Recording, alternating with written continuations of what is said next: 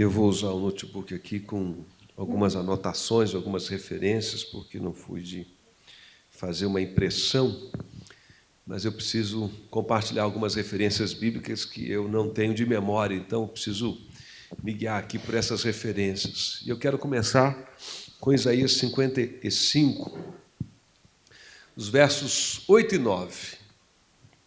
Isaías 55, versos 8 e 9. E nós queremos falar um pouquinho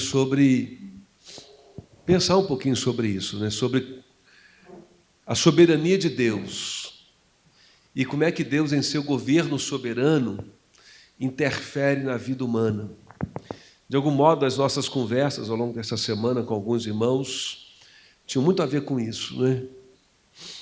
É aquela questão lá de Marta e Maria, né?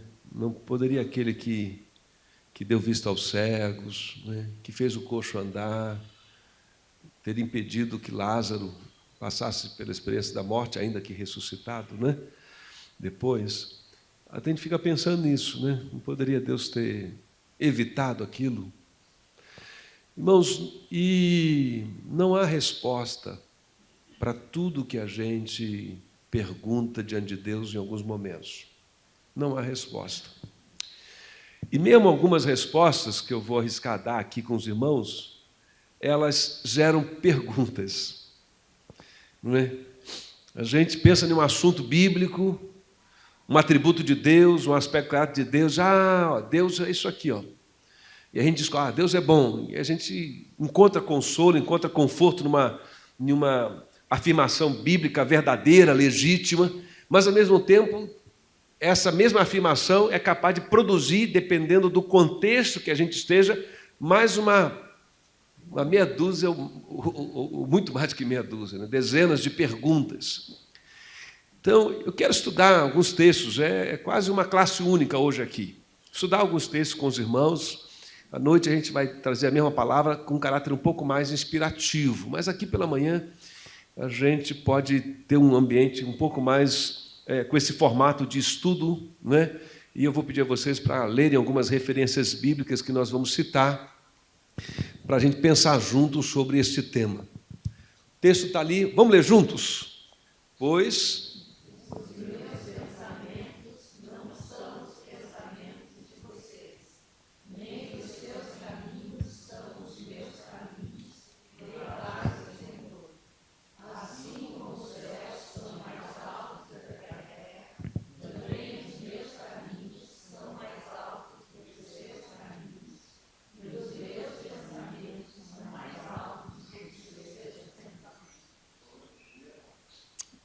amém. Vamos orar mais uma vez. Senhor, nós entregamos esse momento em oração diante do Senhor, pedindo que na leitura deste e dos demais textos que leremos nessa manhã aqui, o Teu Espírito Santo traga edificação à nossa fé, fortaleça a nossa compreensão, ó Deus, dos Teus planos e propósitos para a nossa vida, para a vida da nossa igreja, para este mundo, e que a luz da Tua palavra ilumine, ó Deus, as muitas questões que a gente traz à nossa mente, no nosso coração aqui nessa manhã, e por meio do Teu Espírito Santo, a Tua palavra vá nos guiando em uma vida alinhada com a Tua vontade e os Teus propósitos. Nós rogamos a Tua bênção e nós oramos assim em nome de Jesus. Amém. Irmãos, por que coisas ruins acontecem com pessoas boas? Aliás, esse é o título de um livro de um rabino judeu de Nova York, Estados Unidos, e ele escreve sobre isso na experiência da perda de um filho dele, de uma doença. Então, ele começa a revisar a sua fé, e essa questão surge e se torna o título de um livro que ele publica. Por que coisas ruins acontecem com pessoas boas? Que garantias nós temos da proteção divina, se nós somos crentes, procurando viver uma vida fiel a Deus? Podemos confiar que Deus nos protege, nos guarda? Podemos evitar espiritualmente sermos vítimas de tragédias, de acontecimentos, não é, que não podem ser descritos como, faz parte da vida. Faz parte da vida, mas parece que alguns foram premiados com a tragédia, mais que outros. Se Ele é soberano sobre tudo que acontece, por que não pode impedir algumas coisas? Onde está Deus? Quando a gente se vê num momento como daquela família, né, dos nossos irmãos queridos, na semana passada. Será que Deus poderia ter evitado? Se podia, por que não fez? Então, perguntas que meu filho fez, perguntas que alguns homens fizeram, perguntas que alguns irmãos levantaram, né? E, de um modo geral, essas questões relacionadas ao porquê Deus fez, porquê Deus permitiu o sofrimento humano, elas são perguntas legítimas, elas não ofendem a Deus, o caráter de Deus, porque, inclusive, elas brotam de uma fé, né? Brotam no coração de alguém que crê que Deus existe, que crê que Deus é poderoso, porque o descrente não se pergunta isso. O descrente diz, não está vendo? Deus não existe. O descrente, com isso, ele não tem crise. A gente que tem a crise. Então, é uma crise da fé, não é? E esse texto de Isaías já dá para a gente, assim, para start de conversa, início de conversa, assim, um norte, né? Há coisas que a gente não vai compreender mesmo, além da nossa compreensão. Forma de Deus ver as coisas, forma de Deus tratar as coisas, escapam à nossa compreensão. Daí aquela expressão poética da música lá daquele cantor, né? Ninguém explica a Deus. E eu me lembro, quando essa música foi lançada, alguns dizem, mas está errado, porque a Bíblia explica a Deus, a Bíblia apresenta a Deus.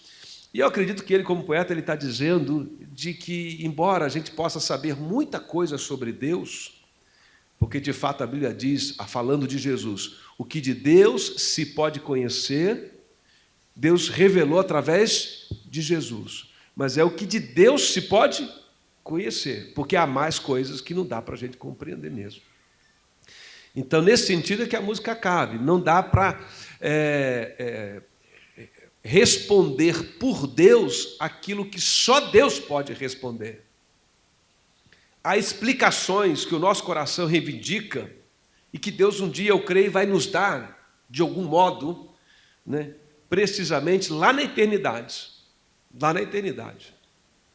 Porque a experiência nossa aqui é uma experiência de limitação mesmo. E de limitação, irmãos, não só porque nós somos seres humanos, limitados, mas, sobretudo, por causa do pecado. O pecado é que entrou na história humana e criou inúmeras limitações à nossa compreensão sobre a mente e o coração de Deus, e o que Deus está pensando, e o que Deus está fazendo, e os caminhos que Ele quer nos guiar. O autor de Hebreus faz referência a Abraão, dizendo que Abraão recebeu de Deus um chamado e uma promessa, e que ele saiu com esse chamado e essa promessa, mas o autor de Hebreus saiu sem saber para onde ia. Por que Deus não deu tudo detalhado para Abraão? Quanta ansiedade seria evitada no coração dele? Não sei. Talvez Abraão não pudesse compreender, talvez não ajudasse, talvez fosse um teste. Há muitas respostas possíveis, todas elas deduções. A gente não pode fazer afirmação, Deus não deu porque Abraão estava preparado. Onde você leu isso na Bíblia? Porque se a Bíblia dissesse isso, a gente diz, então é por isso aí, ó. Mas se a Bíblia não diz, a gente fica deduzindo. E quando a gente deduz, a gente precisa fazer com muita humildade, dizer, bom, eu penso que talvez. Né? Por isso, quando você encontra uma pessoa que tem resposta para tudo, corra dela, porque vai trazer mais confusão do que alívio. Porque não há resposta. Se a gente tem resposta para tudo, não é? a gente já está no outro nível de intimidade com Deus. Né? Então, Deus vai revelando os caminhos dele para Abraão aos poucos. E na nossa vida também não é muito diferente. A gente vai descobrindo a vontade de Deus, vai discernindo a vontade de Deus para uma situação ou outra, na medida que a gente vai caminhando, não é? E vai orando, e vai vivendo as experiências, e vai refletindo sobre elas. Você quer ver um exemplo do Novo Testamento? Paulo.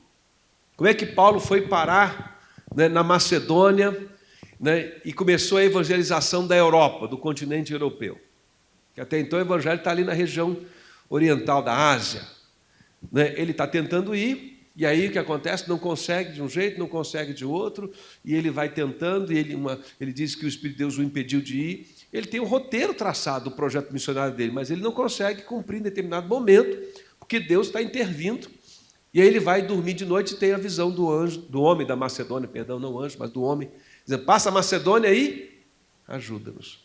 E aí é interessante a expressão bíblica, porque olha que coisa, é um homem vestido com roupas da Macedônia, e Paulo então reconhece os aspectos da cultura macedônica e diz: esse homem é da Macedônia, na imagem que ele tem, no sonho que ele tem, na miragem que ele tem, enfim, Deus está dando a ele uma experiência, né, singular, especial, e a voz do homem diz: passa a Macedônia e ajuda-nos.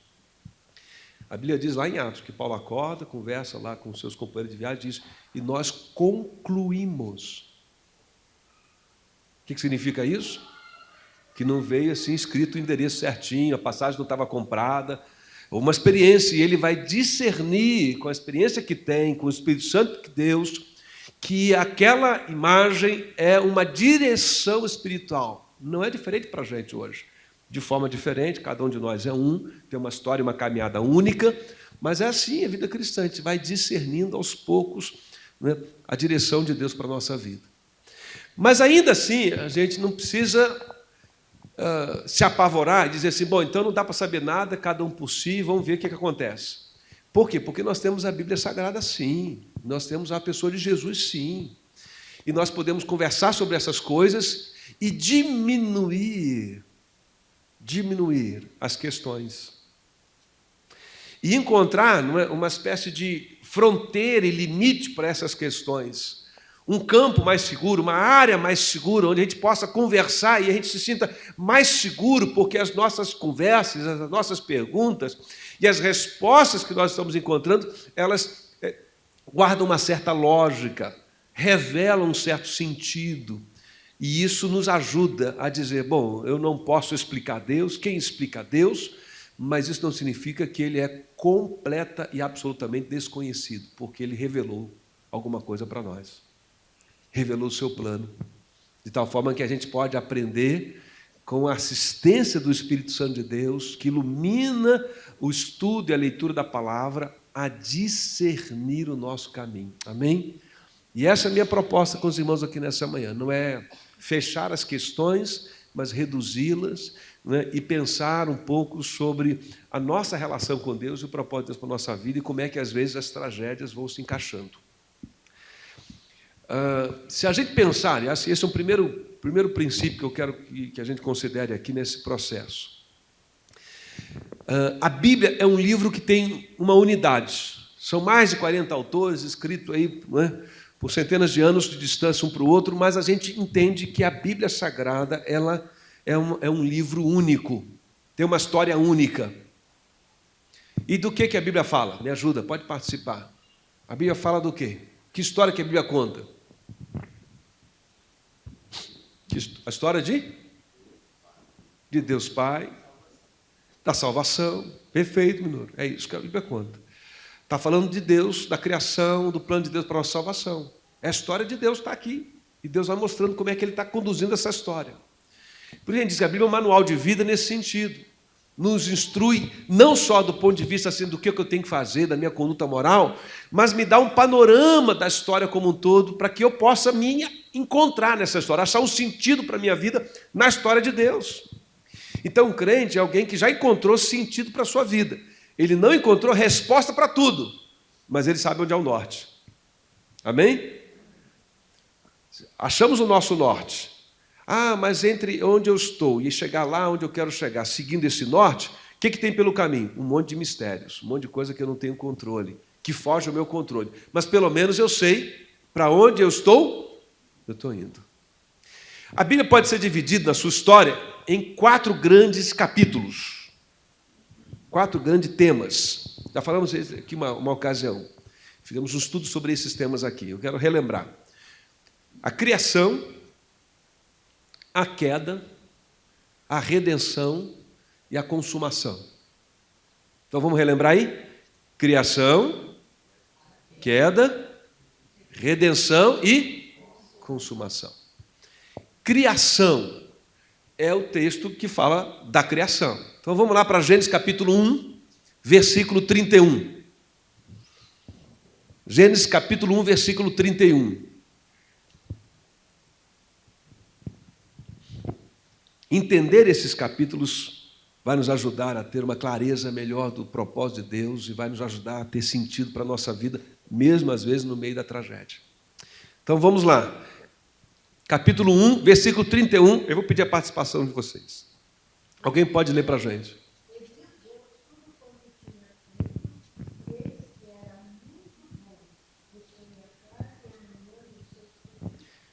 Narra a criação aí, tá, a história da criação está aí, a narrativa da criação, né? Tem mais coisas que foi contado, nós estamos pensando só um texto, e é a avaliação de Deus. O que Deus disse desse universo que Ele criou? Bom. Este mundo é bom, eu gostei do que fez, este é um mundo bom. Essa é uma boa criação. E cria depois então o homem, não é? E o que ele fala aí da criação do homem? No versículo de número 26. Alguém lê o verso 26. Do capítulo 1 mesmo. Aí ele diz: agora vamos trazer os filhos humanos, serão como nós, se parecerão conosco. Buscando poder sobre os peixes, sobre as aves, sobre os animais domésticos e selvagens, sobre os animais que se arrastam sobre o mundo. Muito bom. Vamos ler ainda o capítulo 2, o verso 15.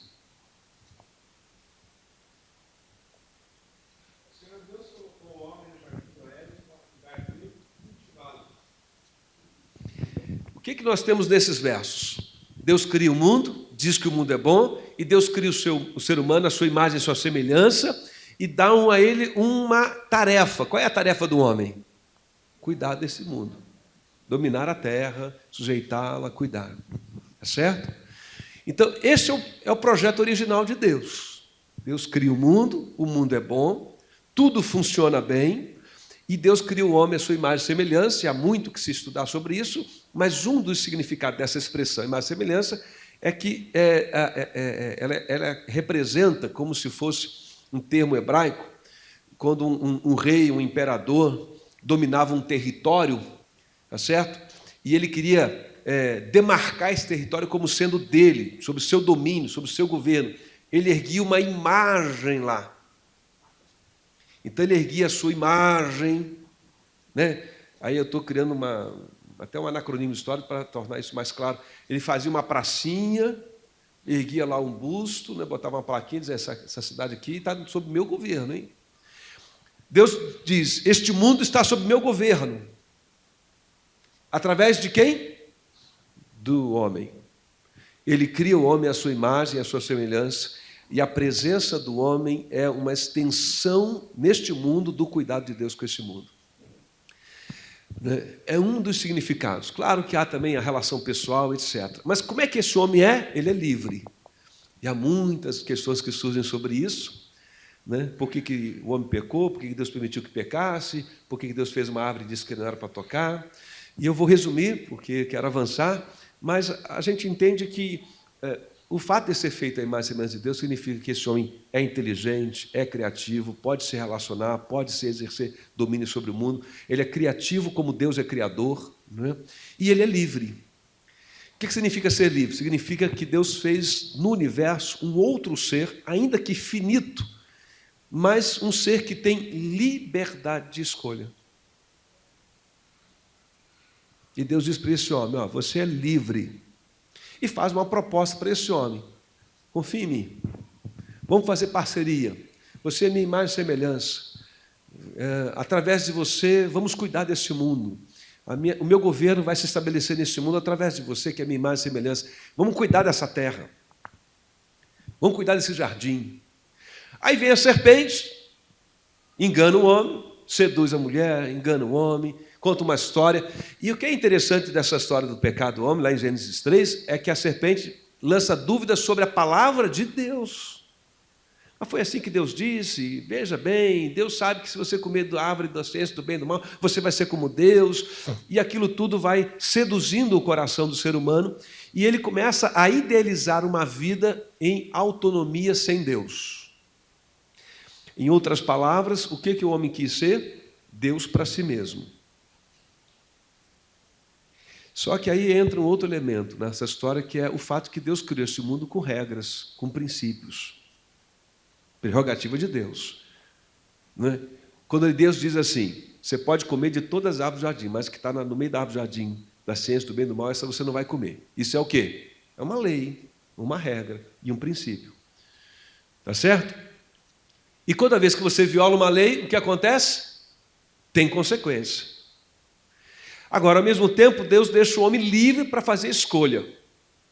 Por quê? Porque o que Deus propõe para o ser humano, para mim, para você, lá em Adão, é que essa relação seja uma relação de fé. Ou seja, eu posso confiar em Deus, eu posso confiar no caráter de Deus, eu posso confiar no amor de Deus, eu posso corresponder ao amor de Deus, não é? Amando Ele em obediência. É uma relação livre, entre seres livres. Por isso o homem pode escolher pecar. E aí ele resolve que vai pecar. Não é? E ele se volta para Deus. Contra Deus. A árvore da ciência do bem e do mal, que na gravura popular virou maçã, não é isso? Uma fruta tão boa, né? Virou maçã, não era maçã, você sabe disso?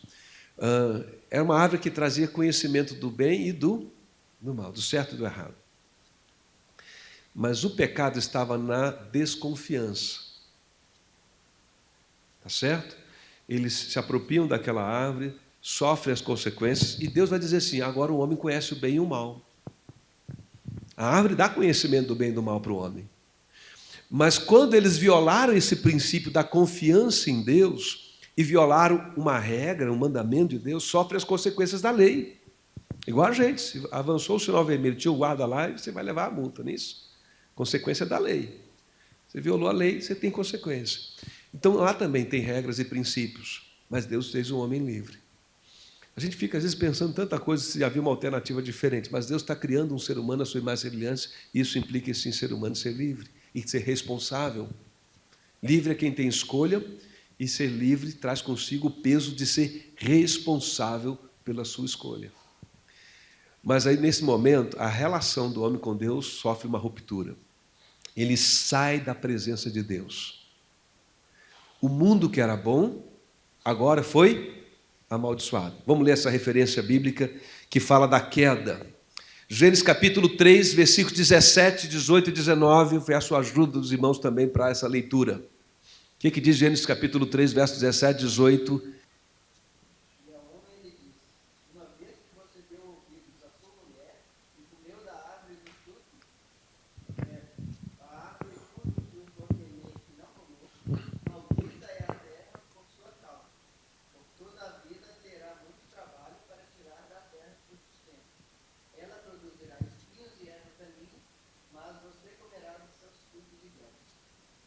Muito bem. O mundo se torna amaldiçoado. O que significa isso? Segundo ato, o ato da queda.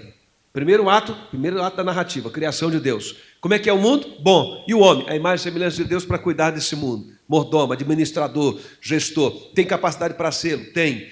Mas de alguma forma ele é enganado, é seduzido como um ser livre, ele desconfia da relação com Deus, lhe perde a fé em Deus, ou seja, ele perde a confiança em Deus, não confia em Deus, sofre as consequências da sua escolha, e uma dessas consequências é que toda a terra, que estava sob sua administração, porque ele é a imagem e semelhança de Deus para cuidar da terra, ao mandato, você cuida dessa terra, agora essa terra se torna o quê? Caótica, amaldiçoada.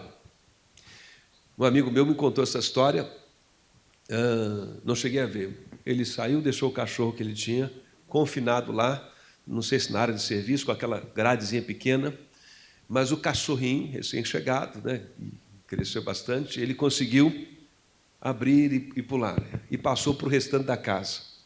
Quando ele chegou, como é que você acha que estava a casa? Né? Arrumada? Com louça lavada? Não, estava o caos. O cachorro, né, furou a cerca, né, pulou do cercadinho. Adão e Eva também fizeram isso. A humanidade fez isso.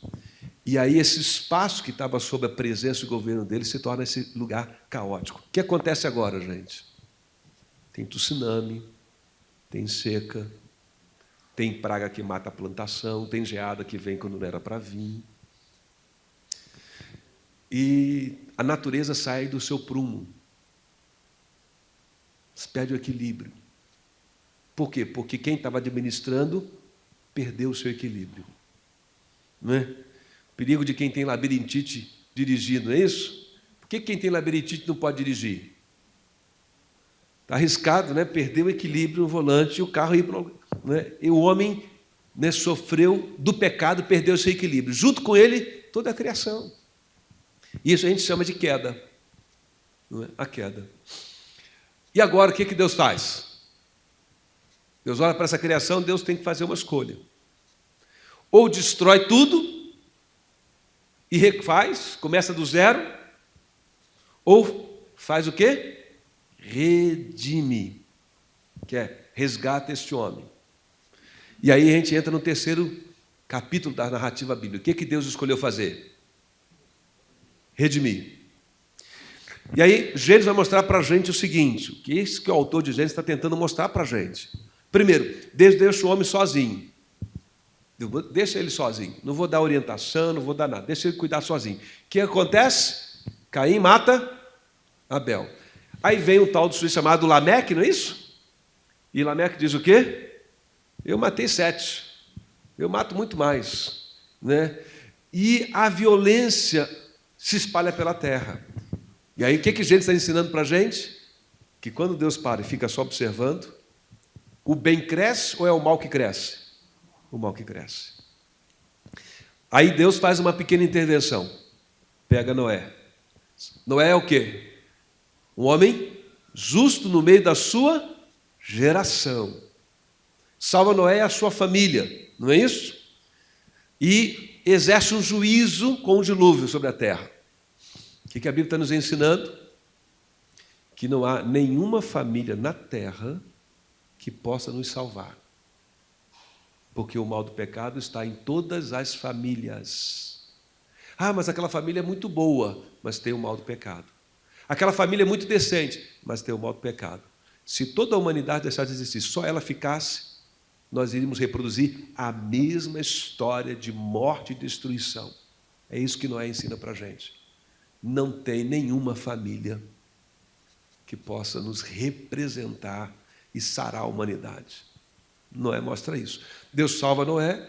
O que acontece depois que Noé foi salvo? Deus dá um mandamento lá para Noé de novo, né? Ó, Noé, vai povoar a terra. Se você ler a história de Noé, vai acontecer isso. Depois que ele sai da arca, Deus fala, ó, povoa a terra, domine sobre os animais. A mesma ordem dada a Adão. Noé planta uma vinha, o que ele faz?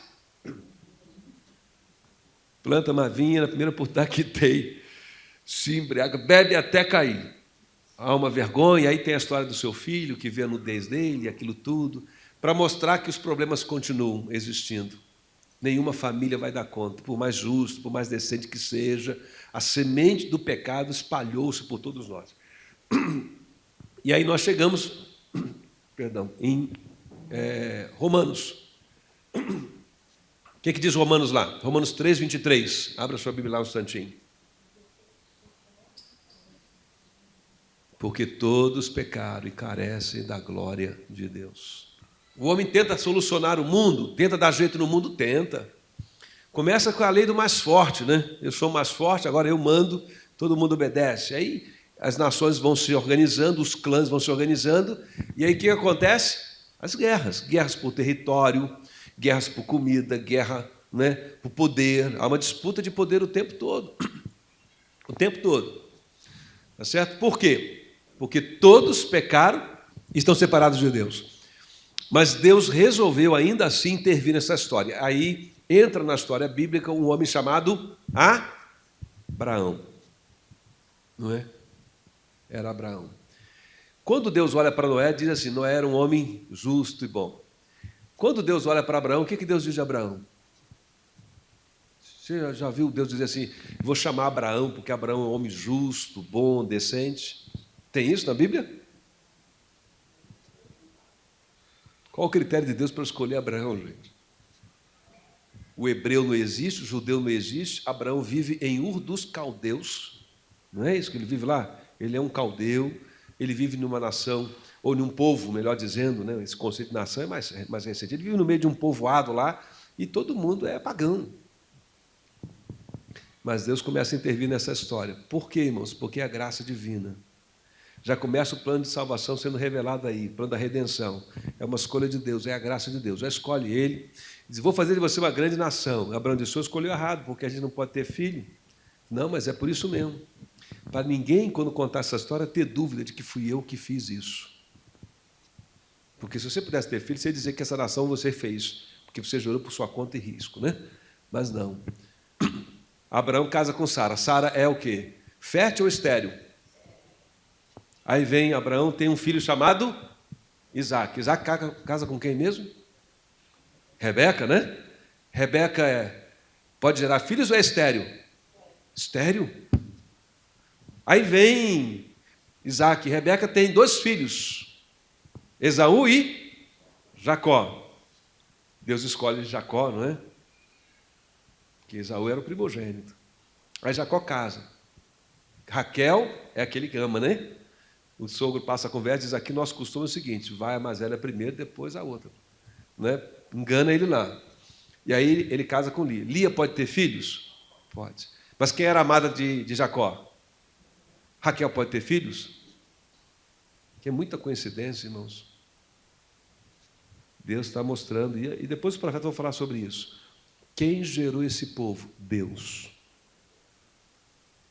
Foi uma intervenção de Deus, uma escolha de Deus, um milagre de Deus, para que ninguém tivesse dúvida de que eles foram constituídos como nação, porque Deus escolheu.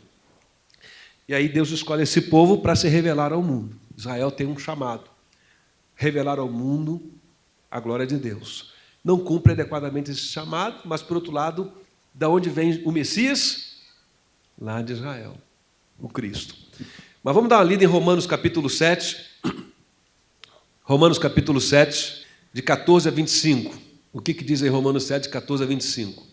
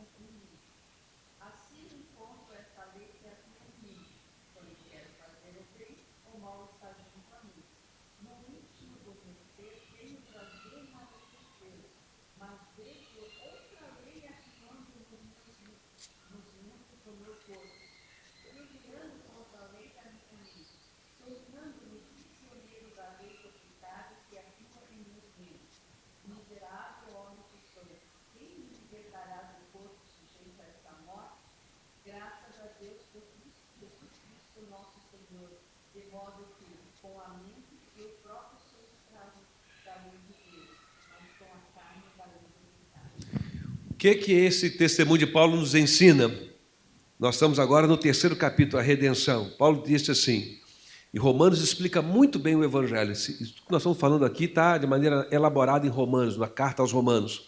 O que Paulo está dizendo? Eu reconheço que há uma parte da minha cabeça que diz que os princípios de Deus, as regras de Deus, devem ser observadas e seguidas. Mas eu reconheço que, ao mesmo tempo, sabendo isso, não consigo exercer justiça, ou juízo, ou bondade de maneira perfeita. Às vezes eu quero agir e digo para mim, nunca mais farei tal coisa, nunca mais falarei tal coisa, nunca mais vou agir dessa maneira. E passa algum tempo, eu tropeço nas minhas palavras, eu falo, ou faço, ou tenho reações que não deveria ter. É uma declaração de falência. Paulo está dizendo, não tem jeito. Qual é a conclusão de Paulo? De novo, nós falamos de Noé. O que Noé ensina para a gente? Que não há nenhuma família, por mais bondosa que seja, justa que seja, que possa redimir a sociedade. que a semente do homem, qualquer que seja ela, vai alastrar o pecado. Está na gente. Paulo está dizendo isso ali. Aí Deus separa Abraão, constitui em si um povo. O que Deus faz? Dá lei para esse povo. E aí Deus diz assim, se vocês andarem nos meus caminhos, eu vou fazer o que com a terra? Eu vou abençoar. Eu vou mandar chuva no tempo certo, vai ter tudo jóia. E se vocês não andarem no meu caminho, o que vai acontecer? Vai sofrer as consequências, não vai ter chuva, etc. Aí o autor de Crônicas diz, né, se o meu povo que se chama pelo meu nome se humilhar e orar, e buscar a minha face, e se arrepender dos seus maus caminhos, né, e orar, eu vou ouvir do céu, e a expressão bonita, e vai fazer o quê? Sarareia a sua terra. É uma declaração dizendo o seguinte, olha, quando a gente se afastar da presença de Deus, a terra vai ficar ruim, não vai dar fruto, a gente vai se dar mal. As coisas não vão caminhar bem para a gente. Mas se a gente se humilhar, orar e voltar para o Senhor e dizer, Senhor, a gente vai andar nos teus caminhos de novo. A gente vai seguir a lei lá que o Senhor deu através de Moisés, vamos viver uma vida correta, segundo a tua vontade. Aí Deus diz, abençoar. Então a lei nos ensina que a bênção é condicional. Cumpriu a lei, abençoado. Não cumpriu a lei, sofre as consequências do pecado. O problema é que Paulo diz, ninguém consegue cumprir a lei. Então, de vez em quando, eu tenho a bênção, de vez em quando eu sofro o mal. Não dá. Quem vai resolver esse problema para a gente? É a pergunta de Paulo.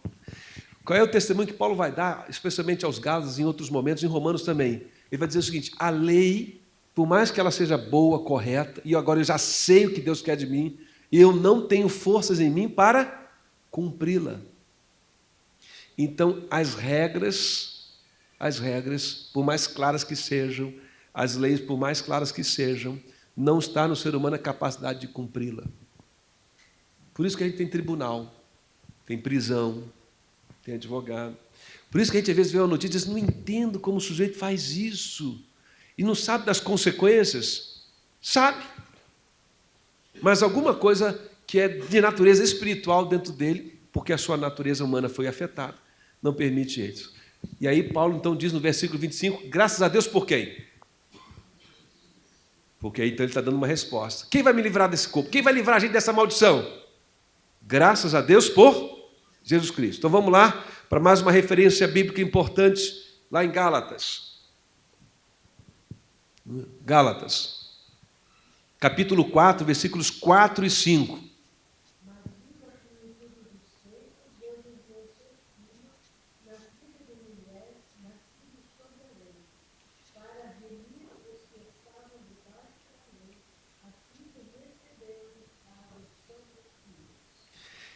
Então, de algum momento, Deus olha para a história da redenção e diz, eu vou intervir agora enviando o meu filho Jesus. O que é o Velho Testamento na sua maioria? A história da redenção de Deus. Deus está agindo, em vez de destruir o ser humano, resgatando o ser humano. A lei vem, Paulo vai dizer isso aos Gálatas, há outras referências, nós não vamos ler para remir o tempo, em que ele diz isso, que a lei nos guiou até Cristo. Até esse momento a gente diz, não tem jeito, a gente, por mais que a gente tente se guardar a lei, a gente não consegue guardar a lei. E a gente sofre as consequências. Mas aí vem Jesus Cristo, na plenitude dos tempos, e o que Jesus faz? Cumpre a lei no nosso lugar. Em Efésios, capítulo 2, vamos dar uma lida lá, eu quero ler esse texto. Efésios, capítulo 2. O que a Bíblia diz aí? Diz assim, a partir do versículo 1. Vocês estavam mortos em suas transgressões e pecados, nos quais costumavam viver quando seguiam a presente ordem deste mundo, do mundo amaldiçoado. E o príncipe do poder do ar, o espírito que agora está atuando nos que vivem na desobediência. Anteriormente, todos nós também vivíamos entre eles, satisfazendo as vontades da nossa carne, seguindo os desejos e pensamentos. Como os outros, éramos por natureza merecedores da ira. Todavia, Deus, que é rico em misericórdia, pelo grande amor com que nos amou, deu-nos vida com Cristo, quando ainda estávamos mortos em transgressões. Pela graça vocês são salvos.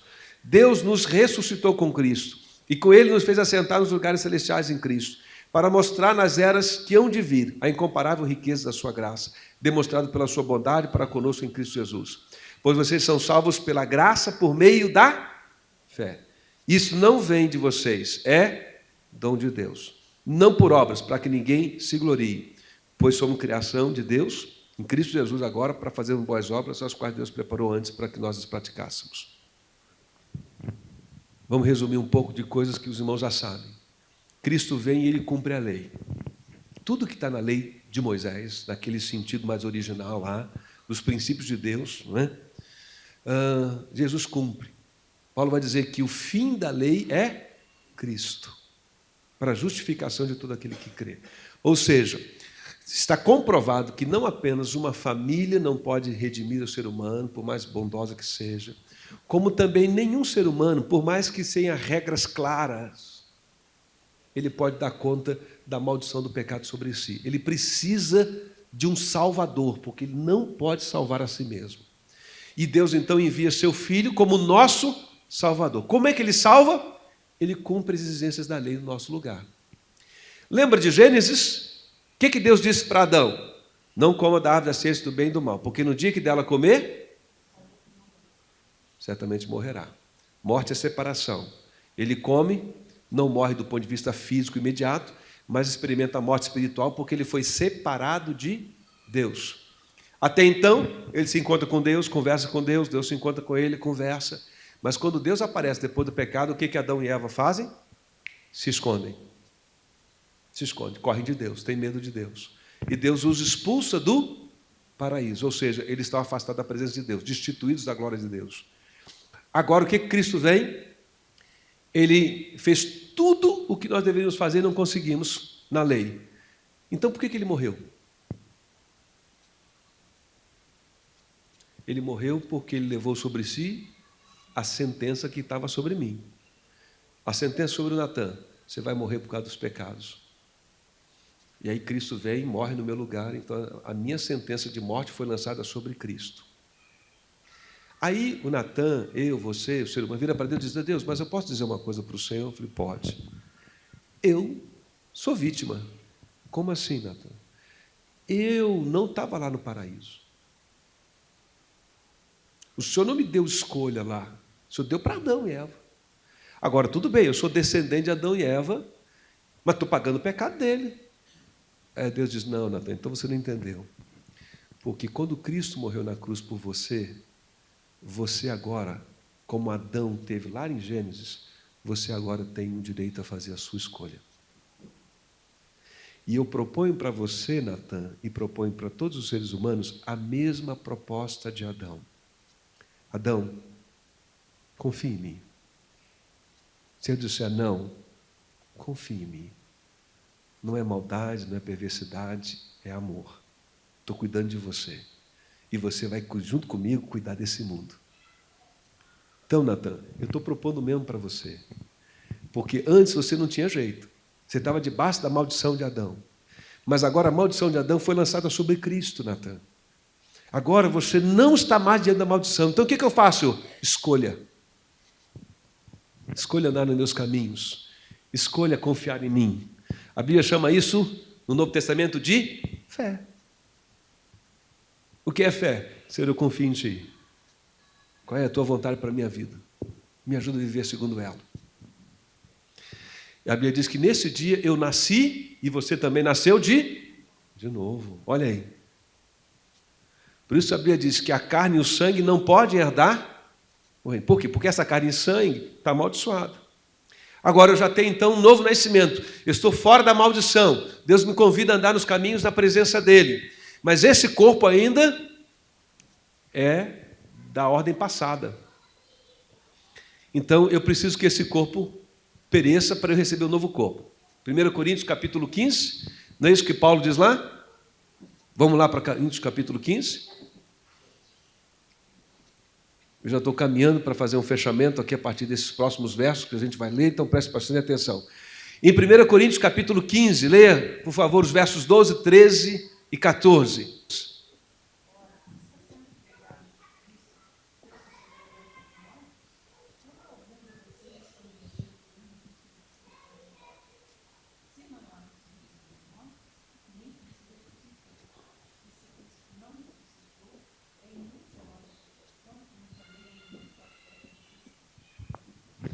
Então ele está dizendo que Cristo é, com a sua morte e ressurreição, uma espécie de protótipo, né, daquilo que nós vamos viver. Agora, se Cristo morreu e não ressuscitou, então a nossa fé é vã. Nós estamos na mesma ordem antiga. Diz, não, mas Cristo ressuscitou. E aí, leia, por favor, os versos 54 até os versos 57, desse mesmo capítulo 15. 54 até o 57 desse mesmo capítulo 15. O que que diz lá?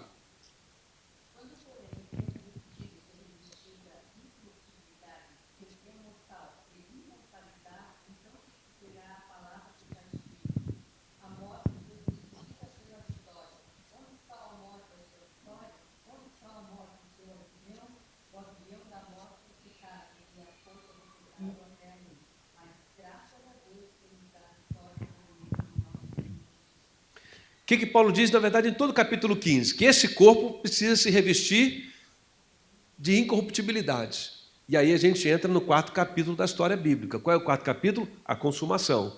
Cristo vem a segunda vez. Quem morreu em Cristo ressuscita primeiro, não é isso? Recebe um corpo glorificado, então a gente vai ter corpo.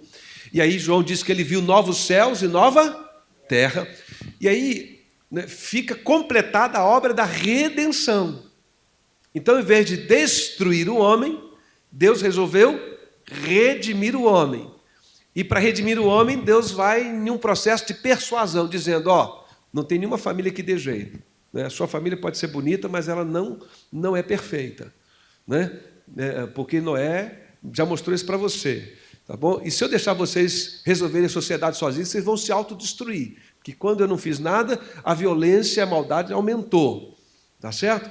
Então eu separei Abraão e mostrei a vocês também que mesmo que vocês tenham regras rígidas, estabeleçam leis rígidas, vocês não vão dar conta do recado. É um problema de natureza espiritual.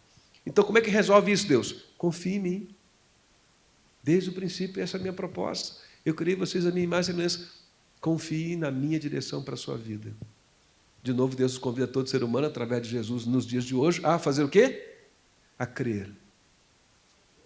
A crer e a confiar nele. Bom, aí a gente vai viver esse momento de glorificação. Paulo diz lá que quem estiver vivo vai ser o quê? Transformado. E quem morreu vai ressuscitar. Ponto. Desses 4 capítulos da história bíblica, nós estamos participando nesse momento de um deles. Qual é o que nós estamos participando? Da redenção. Ele não estava lá na criação, nem você. Nós não estávamos lá na queda, nem você. E não foi consumado ainda a história. Então, que parte da história nós estamos vivendo? Da redenção. E aí vem a importância da gente se situar nessa história. Bom, eu sou crente em Jesus, você é crente em Jesus. O que a gente faz agora? Que eu nasci de novo espiritualmente, eu tenho Cristo, eu já tenho, né, o meu destino para os céus, a eternidade me aguarda. E aí eu descobri que esse mundo não funciona direito, está quebrado. Né? O que a gente faz? Aí Deus convida. Primeiro, convida a gente a ser missionário nesse mundo. Deus diz assim, Natan, anuncie para as pessoas sobre mim. Prega o Evangelho. O que Paulo diz para Timóteo? Lá na segunda carta, capítulo 4, prega a palavra a tempo e fora de tempo. Essa é a recomendação de Deus. Ele depois diz o quê? Mas, ensina também a palavra. Não é? O que a Bíblia vai dizer lá em Gálatas? Levai as cargas uns dos outros. Se algum irmão for surpreendido em algum pecado, né, admoesta, orienta, mas acolhe ele. E aí vem o nosso segundo tema, ensinar. Ou seja, vamos estar juntos e vamos aprender juntos a viver como crentes em Jesus, como homens e mulheres de Deus. Aí vem o terceiro momento, né? A Bíblia diz que a gente tem que fazer o quê? Servir.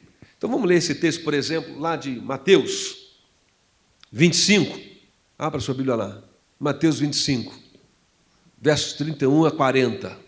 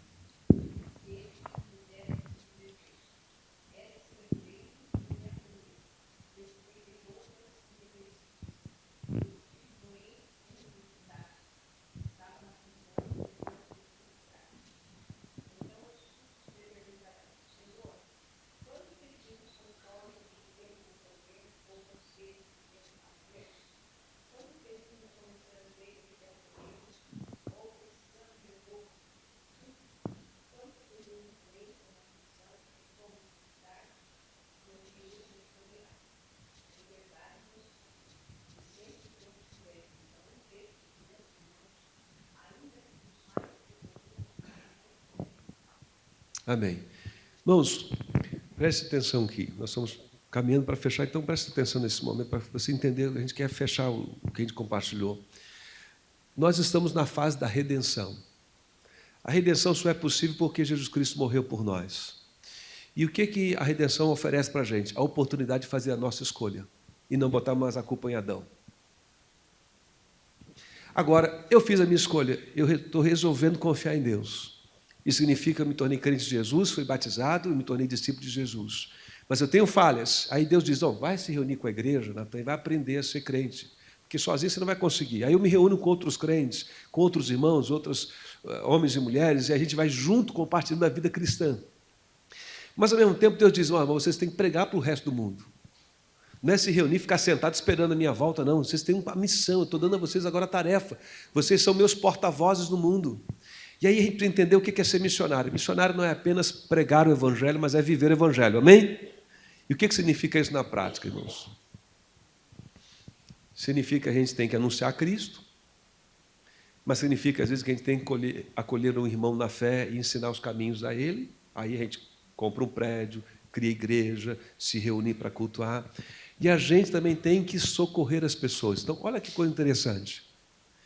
Deus alistou a gente como cooperador dele na obra da redenção. É como se Deus dissesse assim, eu estou propondo uma parceria. Podia destruir tudo, mas resolvi redimir. Mas não vou fazer isso sozinho. Vocês vão participar desse processo. Não é? É quase que o pai dizendo assim, você fez bagunça, não fez? Eu vou te ajudar a catar esses papéis, esses brinquedos espalhados, mas você vai ter que catar junto comigo. É um pai que diz para o filho que desarrumou o quarto, eu não vou arrumar o quarto para você, mas eu vou arrumar com você. Então, quem vai ser minha boca? Você. Não dá para o senhor mandar um anjo lá para o meu tio? Não, você. Você tem acesso ao seu tio que não é crente de Jesus, que não entendeu a redenção? Tenho. Então você é minha boca para falar para ele. Ah, senhor, mas eu não sei falar. Então aprende, pergunta a alguém que sabe falar. Pede a um irmão que já sabe falar melhor que você para ir com você. Ou pede para ele te ensinar como é que chega lá para falar. Pede conselho. Como é que eu chego na casa do meu tio, que não é crente? Como é que eu faço? Você já fez isso? Ah, eu já fiz, eu faço assim. Então se ensine aí, um ao outro. Vocês vão participar disso. Ah, senhor, mas ele está doente. Quem que vai levar remédio para ele, senhor? O senhor não pode fazer a cura lá, sozinho? Posso até agir, mas não vou fazer isso sem você. Né? Então, quando ele diz, Senhor, né, salva essa cidade, o que nós estamos dizendo? Senhor, quando a gente ora assim, Senhor, como é que a gente faz junto esse trabalho de salvar a cidade?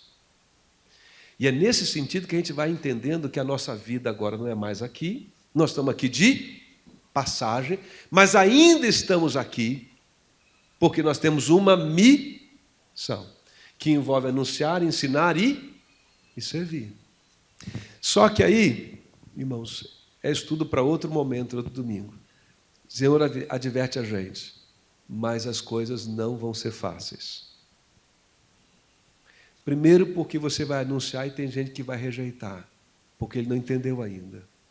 E ele vai rir de você, vai escarnecer você, talvez até ele agrida você. E se ele tiver poder, talvez ele mande prender você. Senhor, mas não dá para livrar disso? Não. Não dá. Confie em mim. No mundo tereis aflições. Tem bom ânimo. Você não é mais dessa terra. Você não é mais desse mundo. Mas eu preciso que você fique nesse mundo, porque assim como o Pai me enviou ao mundo, eu vos envio a vós. Toma essa cruz. O que é a cruz? É a missão, gente. Cruz não é a sogra, não é o patrão, não é o filho difícil, né? Não é o governo. A cruz é a missão. Toma a sua missão. Há dor, há luta, há sofrimento, mas lembra, você já não é mais desse mundo. Isso vai passar. Você é um soldado em guerra. E aí a gente lembra de quê? Paulo escrevendo aos Efésios dizendo o quê? Tomai toda a armadura de Deus. Aí ele fala do capacete, não é isso? O que Paulo está descrevendo? A gente chama de batalha espiritual, não é? Então, nós estamos no mundo como missionários, mas, ao mesmo tempo, nós estamos como em batalha espiritual. Tentando ser bom, decente, correto, justo, com as nossas imperfeições, mas brigando pelo que é correto, brigando pela solidariedade, brigando pelo que é decente, né? Brigando por repartir, né, e socorrer pessoas, mas não seremos compreendidos, não seremos aceitos. Há dificuldades. Às vezes, dificuldades é com a gente mesmo, as nossas deficiências. Às vezes, dificuldade é com o mundo à nossa volta que nos seduz. E, às vezes, é uma dificuldade de cunho espiritual mesmo, né? De manifestações de oposição espiritual do diabo. Mas Deus diz, eu preciso que você faça isso. Eu preciso que você lute. Então, é uma batalha. Agora, se há uma batalha, irmãos, imagina a gente, todos nós somos soldados de Cristo, amém? Soldadinho de Cristo eu sou, né? Imagina um soldado chegando assim para o comandante da tropa, dizendo assim, senhor, patrão, ou comandante, né? Eu estou indo para casa e eu vou arranjar lá em casa tem uma poltrona muito boa, um cobertor gostoso, eu vou sentar lá, vou fazer uma pipoca, eu quero assistir essa batalha pela televisão, entendeu? Estou torcendo, hein? Mas eu vou assistir pela televisão. Dá para ser? É até absurdo pensar um negócio desse, o soldado dizendo isso para o comandante. Faz sentido isso? Não, né? Às vezes, por uma má teologia, por falta de compreensão da palavra, a gente pensa que quando a gente se converte em Cristo, Deus tirou a gente da batalha, leva para dentro de casa, bota a gente acomodado na poltrona, e agora vai ter sempre comida na geladeira, cobertor para cobrir, um lugar macio para ficar, e a gente vai assistir o mundo pela televisão pegando fogo. Mas não vai. Não vai. Por quê? Porque essa casa não é aqui. Sua casa não é aqui. Então, o que significa isso? Que eu posso ser um crente fiel a Deus, mas eu estou numa batalha. E mesmo sendo fiel a Deus, está arriscado a levar um tiro. Um zunido de bala passar no meu ouvido. Agora, eu me distraio, você também, às vezes. Às vezes a gente chega num momento da vida que a gente pensa que a gente está aqui para trabalhar, ganhar dinheiro, viajar o mundo, comprar uma boa casa, um bom carro, curtir a vida, né? E garantir que ninguém fique doente. Aí a gente pensa, eu sou um homem abençoado, eu sou uma mulher abençoada. Olha, cheguei no topo, consegui dinheiro, consegui carreira, consegui sucesso, consegui tudo isso. Para quê? Porque eu sou filho de Deus, né? Pensamento errado. Até porque tem muita gente que não é nem filho de Deus nesse sentido e continua tendo as mesmas coisas. Não é? Quando Jesus diz que o sol nasce sobre justos e... O que ele está ensinando para a gente? Que é uma batalha, não tem diferença.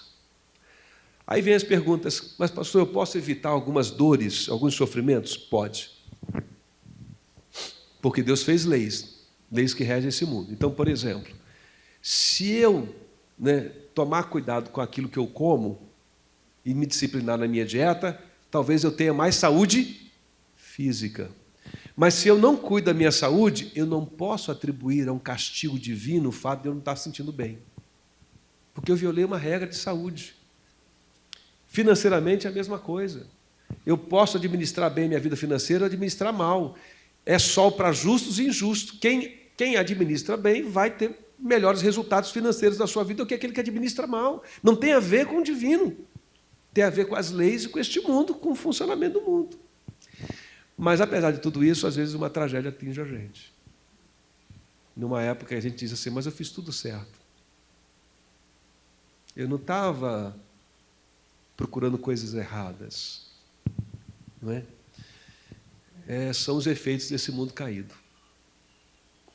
E aí entra uma parte que é misteriosa, a gente não entende por que às vezes isso acontece, não é?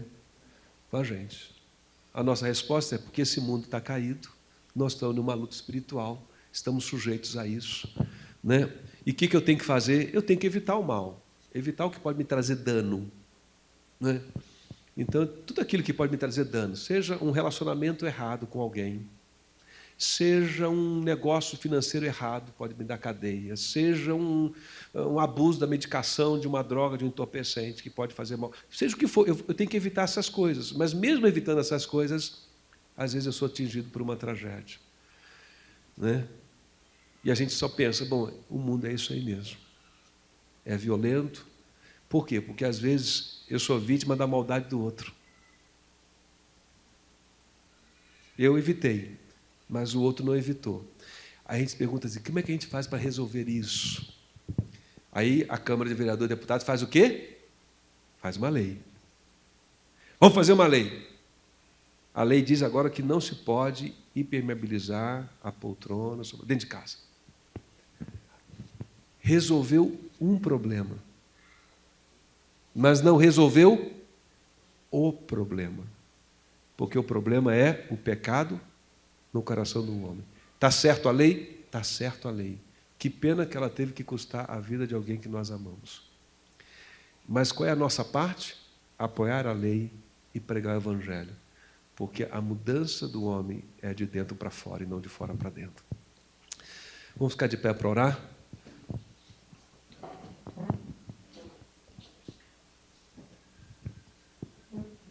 Nós vamos fazer uma oração lida. Senti no coração que eu tinha deixado esse texto como referência, que é a oração de Efésios. Na carta de Paulo aos Efésios tem 2 orações ali. E eu quero convidar você para fazer essa primeira oração de Efésios.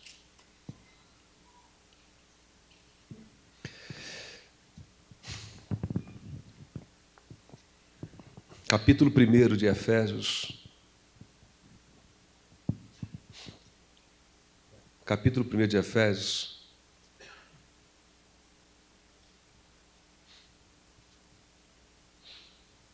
A partir do versículo de número 15. Ele faz uma oração, está registrado, e a gente vai ler essa oração. E aí, antes de ler, só uma observação a mais. Por que a gente ora como crente? Por 2 motivos. Primeiro, a gente ora porque a gente crê que Deus pode circunstancialmente intervir e nos poupar ou nos livrar de algo. Pode. Deus vai lá e diz, Senhor, não leva esse irmão, não leva essa irmã, está muito mal, salva. A gente ora. E Deus, segundo os seus propósitos, em resposta à nossa oração, Ele vai lá e salva. Mas às vezes não salva, não é? A gente orou e Deus diz, não será atendido dessa forma, pelo menos, né? Nesse dia, nesse horário, a oração que nós fizemos. Aí isso nos leva ao segundo motivo da oração. Qual é o segundo motivo da oração, irmãos? Que está aqui nesse texto que vamos ler. A gente ora para que a gente possa manter o nosso coração alinhado com os propósitos de Deus. A gente ora porque, às vezes, fazer a vontade de Deus e sustentar a fé é muito difícil. A gente ora para dizer, Deus, me ajuda a manter a minha fé, me ajuda a ser missionário, me ajuda a socorrer pessoas, ajudar pessoas, me ajuda a ser a sua boca, me ajuda a ser a sua mão estendida, a ser o seu abraço quente de acolhimento para alguém que precisa. E aí Paulo ora aqui assim, por essa razão, desde que ouvi falar da fé que vocês têm no Senhor Jesus, do amor que demonstram para com todos os santos, não deixo de dar graça por vocês, mencionando em minhas orações. Peço que Deus, nosso Senhor Jesus Cristo, glorioso Pai, lhes dê espírito de sabedoria e de revelação e do pleno conhecimento dEle. Oro também para que os olhos do coração de vocês sejam iluminados, a fim de que vocês conheçam a esperança para a qual Ele os chamou, as riquezas da gloriosa herança dele nos santos, a incomparável grandeza do seu poder para conosco, os que cremos, conforme a atuação de sua poderosa força. Esse poder ele exerceu em Cristo, ressuscitando dos mortos, fazendo assentar-se à sua direita nas regiões celestiais, muito acima de todo governo e autoridade, poder e domínio, e de todo nome que se possa mencionar, não apenas nesta era, mas também na que há de vir. Deus colocou todas as coisas debaixo de seus pés e o designou cabeça de todas as coisas para a igreja. que é o seu corpo, a plenitude daquele que enche todas as coisas em toda e qualquer circunstância. Irmãos, nós como igreja somos esse povo missionário de Deus agora. E Deus quer pregar, quer curar, quer anunciar, quer socorrer através da gente. Aqui não é mais a nossa casa. Então, quando a gente prosperar financeiramente, que a nossa prosperidade financeira se reverta, de algum modo, em bênção para a obra missionária. Quando a gente tiver saúde, que a nossa saúde se reverta em bênção para a gente poder ir aos lugares e alcançar pessoas e falar de Jesus para ela. Quando a gente ganhar conhecimento, passar em um concurso, estudar, ganhar graduação, pós-graduação, fizermos doutorado, que a nossa inteligência não seja apenas para a gente ter uma boa aposentadoria, que a nossa inteligência seja usada para glorificar a Deus, né? Ajudando pessoas a aprender, a receber instrução. Né? Esse é o nosso papel. Somos missionários aqui. Tudo que a gente faz deve, de alguma forma, cumprir esse propósito, de anunciar Cristo, de ajudar as pessoas a compreenderem a vontade dele, se firmarem na fé e de socorrer, porque o melhor de Deus está por vir. Amém? O Mateus já experimentou o melhor de Deus. Vamos orar. Senhor, obrigado por essa manhã. Ajuda-nos, ó Deus, a termos essa visão mais clara da Tua vontade, de que nós estamos aqui nesse processo da redenção e que o Senhor está redimindo e salvando este mundo, dando a este mundo uma nova chance de fazer a escolha melhor e mais inteligente, como homens livres que o Senhor nos fez, homens e mulheres livres para escolher. Ó Deus, nós como igreja escolhemos o Senhor, com a nossa pequena fé, tropeçando, ó Deus, na nossa fragilidade humana, nós temos feito a escolha de Jesus Cristo como nosso Senhor e Salvador. E agora nós temos esse entendimento de que a nossa vida na terra é passageira e que a nossa função na terra é ser missionário do Senhor. Isso significa pregar o Evangelho, isso significa patrocinar quem prega o Evangelho, isso significa socorrer pessoas, isso significa ajudar quem socorre pessoas, isso significa usar tudo que a gente tem de conhecimento, de competência, de recursos, para, de alguma forma, mais pessoas, para que o mundo possa realmente compreender o Teu propósito de salvação, Senhor. Consola o nosso coração, consolação do Gilmar, da Marcilei, de toda a família Lambda. Abençoa, ó Deus, Gabriel e Raquel no processo de recuperação. E nós, como Tua igreja, que a nossa fé se fortaleça. Ó Deus, que a passagem do Mateus e da nossa dor solidária com a família possa ajudar a gente a alinhar e a perceber mais claramente de que essa vida é passageira e de que nós estamos aqui para realizar o Teu plano e o Teu propósito, de que o Senhor tem o melhor para a gente, coisas que nem olhos viram, nem ouvidos ouviram e nem jamais penetrou no coração de ninguém, mas o Senhor tem preparado para os Seus filhos um novo céu e uma nova terra, onde o mundo funciona como deve funcionar, onde nós seremos esses homens e mulheres que o Senhor planejou que nós viéssemos a ser. Ah, Deus, abençoa-nos nisso, sustenta a nossa fé, dá-nos um domingo na Tua presença, é o que nós pedimos em nome